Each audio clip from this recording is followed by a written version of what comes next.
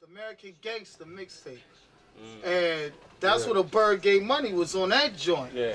And when we heard him, we said, who was this dude? Then he say, come on, man. At the end of all the rhymes, come on, man. We not easy. I was like, yeah, gay. I was like, that's what I'm talking this about, East Coast Award Committee, we not just award show. We get in depth of each artist. This how the interview where we don't know the artist and we just want to interview an artist. We get in depth with the music. Yeah. So that American Gangster mixtape, how was it like working on that? And because it was going to be put out as just a mixtape, then it went into the store. Album. So tell me about that. What was it like working on that? It was fun, man, because, you know, that was one of my, I was just sort of coming out of my shell.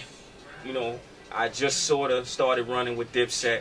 So, I was trying to find my niche in terms of the songwriting and the hook writing and things like that. And Byrdgang Money came, and, you know, it was something different that I knew it was my style, but I didn't know how well it would gel with Jim and how well it would gel with the whole Dipset movement. But, on the hook. Right. So when I did the record, Jim came in and heard the record, and he said, yo, what's that?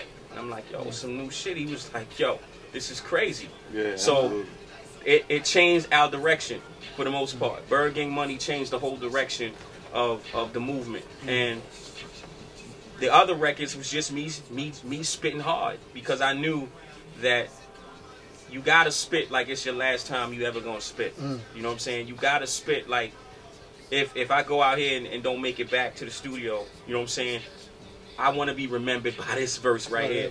You know what I'm saying? And you just gotta write that shit. And that's what I did. I wrote that verse and kept spitting, and they put American Gangster out on the street. And then Jim came back like, yo, they want to make an album out of it. You know what I'm saying? And then the Byrdgang Money single started picking up like crazy. And the next thing you knew, we put out a Byrdgang album. And then we went to video with the Byrdgang Money. So it was just, and Byrdgang Money is still a hot record. You know what I mean? So that right there was the turning point in my whole career, where I established legitimacy. The street credibility was established. It was established that I'm here to stay.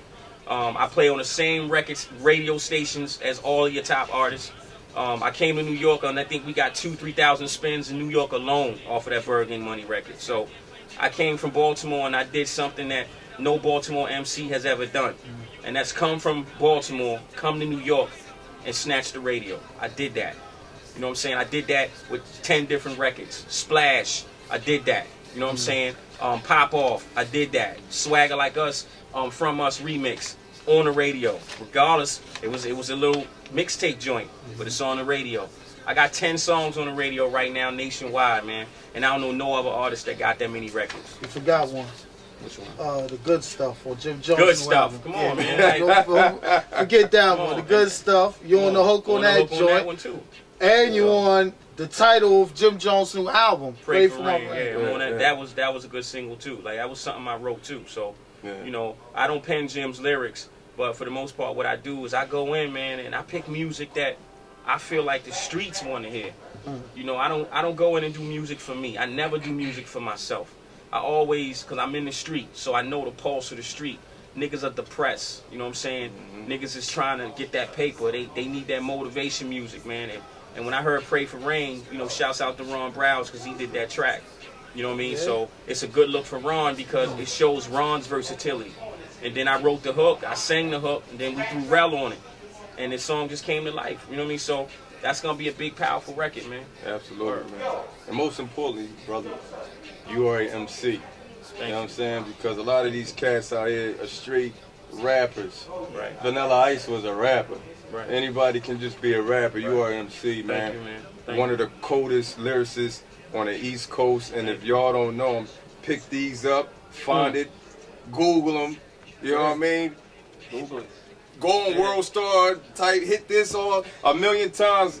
Because this man right here is something special, man. Thank you, man. You are, brother. You know what I mean? Like I said to you earlier, and I said on camera for the world who's going to see this. You know what I mean? You and Jadakiss, man, as far as being lyricists, I don't think nobody fucking with y'all, and that's real. And once people view this, they gonna have to go find out, because that's big for me to say that. I appreciate that, man. So, word. That right there, I mean, that's just to be mentioned in the same sentence as Jadakiss #1 is an honor, man. I don't even know really how to respond to that. That's just, you know, that's. I mean, one of the reasons why that came up, because I remember before the music, before the promotions, when I used to be in the street, you know, 96, we listened to Jadakiss. We listened to that Reasonable Doubt.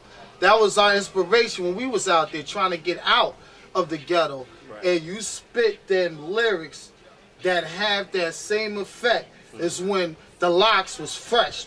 With Warlocks, we had Big L, Mace, Murder Mace.